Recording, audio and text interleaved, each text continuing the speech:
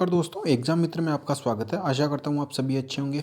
दोस्तों आज की इस वीडियो में हम बात करेंगे सीबीएसई एग्ज़ाम 2021 की लेटेस्ट अपडेट क्या है। आपके काफ़ी सारी क्वेरी आ रही थी, इंस्टाग्राम पे भी आपने मैसेज किए और टेलीग्राम पे भी आपके बार बार मैसेज आ रहे हैं कि सर सीबीएसई एग्ज़ाम कब होगा।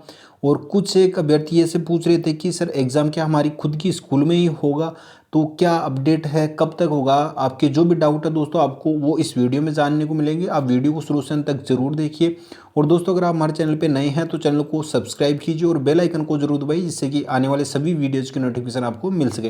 दोस्तों सीबीएसई एग्जाम से रिलेटेड अगर कोई भी लेटेस्ट अपडेट आती है तो सबसे पहले आपको हमारे चैनल पे वीडियो के माध्यम से जानने को मिलेगी, तो आप चैनल को सब्सक्राइब जरूर कीजिए। तो दोस्तों आपके जो कमेंट्स आ रहे थे और जो आपके डाउट्स थे कि सर एग्ज़ाम होगा या नहीं होगा, तो दोस्तों उसी के रिगार्डिंग मैं आपको डिटेल्स में सारी चीज़ें समझाऊंगा, फिर आप समझ सकते हैं कि आपका एग्ज़ाम होगा या नहीं होगा। दोस्तों तो सबसे पहले तो दोस्तों जो आपके क्वेश्चन आ रहे थे कि सर क्या एग्ज़ाम होगा या नहीं होगा। सेकंड था कि क्या स्कूल में होगा या अन्य जो दूसरी स्कूल है उसमें कंडक्ट करवाया जाएगा। और कुछ एक ऐसी न्यूज़ है जो फेक है, वो सर्कुलेट की जा रही हैं। आप अभ्यर्थियों ने मुझे एक दो अभ्यर्थियों ने मैसेज भी किए थे और उनमें वो न्यूज़ भी दिखाई थी कि सर ऐसी न्यूज़ है वो सर्कुलेट हो रही है। तो दोस्तों आप फेक न्यूज़ पे तो बिल्कुल भी ध्यान ना दें।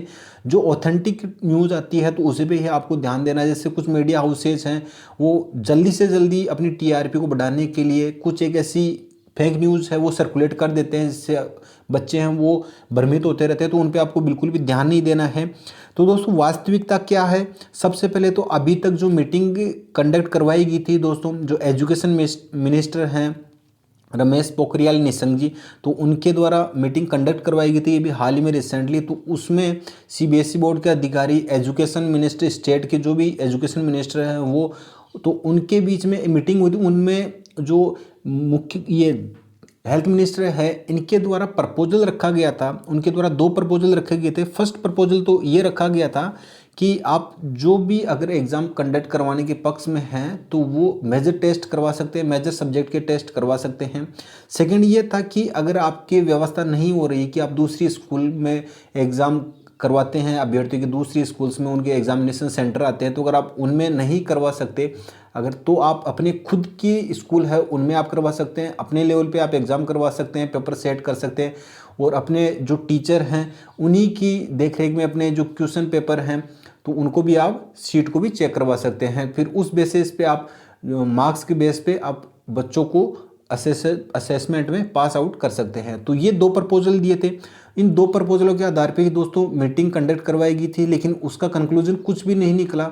सभी की सभी चीज़ें वैसी की वैसी रह गई। और जो हेल्थ मिनिस्टर हैं उनके द्वारा एक चीज़ ये भी कही गई थी कि बिना असेसमेंट के अगर प्रमोट किया जाता है तो इक्वलिटी नहीं रहेगी। जैसे कि कुछ स्टेट में है एग्ज़ाम कंडक्ट करवाए जाएंगे जो स्टेट बोर्ड है उनके द्वारा, और कुछ स्टेट में नहीं करवाए जाएंगे। वैसे ही सीबीएसई के द्वारा अगर एग्ज़ाम कंडक्ट नहीं करवाया जाता है तो फिर वो यही रहता है कि कुछ एक में करवा दिया तो उनके कम मार्क्स आ रहे हैं, सीबीएसई ने नहीं करवाया तो उनके अच्छे खासे मार्क्स के साथ में उनको पास आउट कर दिया जाता। तो ये एक मुद्दा रखा गया था।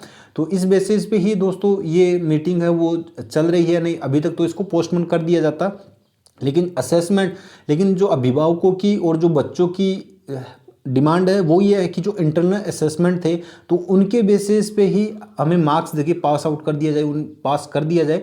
तो दोस्तों इन्हीं मुद्दों पे चल रही है। अभी तक कोई भी ऑफिशियली न्यूज़ नहीं जारी की गई है। और एक बात मैं आपको बता दूं दोस्तों, 25 मई तक का समय दिया गया है। 25 मई तक का समय दिया गया है एजुकेशन मिनिस्टर के द्वारा।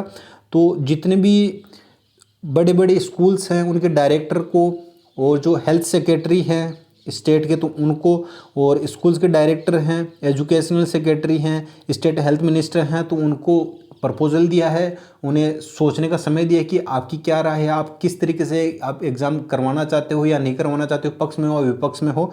तो 25 मई तक का समय दिया गया है। 25 मई के बाद में आपको पता चल जाएगा कि एग्ज़ाम आपका पोस्टपोन्ड होगा या नहीं होगा, क्योंकि जो कोविड की अभी वर्तमान में परिस्थितियाँ चल रही हैं उनको देखते हुए तो दोस्तों कोई भी स्टेट अपने लेवल पे एग्ज़ाम कंडक्ट भी नहीं करवाना चाहता, क्योंकि किसी भी स्टेट में अगर परिस्थितियाँ हैं बद से बदतर होती है तो वो सारी जिम्मेदारी स्टेट के ऊपर ही आती है। तो कुछ एक स्टेट के मिनिस्टर ने पहले एजुकेशन मिनिस्टर हैं तो उनके हाँ में हाँ भरी थी, लेकिन फिर उन्हें रियलाइज़ हुआ कि ये चीज़ें हैं वो ख़राब हो सकती हैं। तो अब वो भी धीरे धीरे दबे स्वर में कह रहे हैं कि हम भी इसके अगेंस्ट है, एग्ज़ाम नहीं करवाना चाहिए उनके इंटरनल असेसमेंट के मार्क्स के अकॉर्डिंग ही उन्हें पास आउट कर देना चाहिए दोस्तों। तो दोस्तों ये सारे का सारा मुद्दा चल रहा था, लेकिन आपको फेक न्यूज़ पे बिल्कुल भी बिलीव नहीं करना। फेक न्यूज़ बहुत सारी सर्कुलेट हो रही है, कुछ एक बड़े बड़े मीडिया हाउसेज उनके द्वारा भी सर्कुलेट की जा रही है, तो उन पर ध्यान नहीं देना है। 25 मई तक का समय दिया गया दोस्तों, तो 25 मई के बाद में ही जो भी पिक्चर है वो क्लियर हो पाएगी।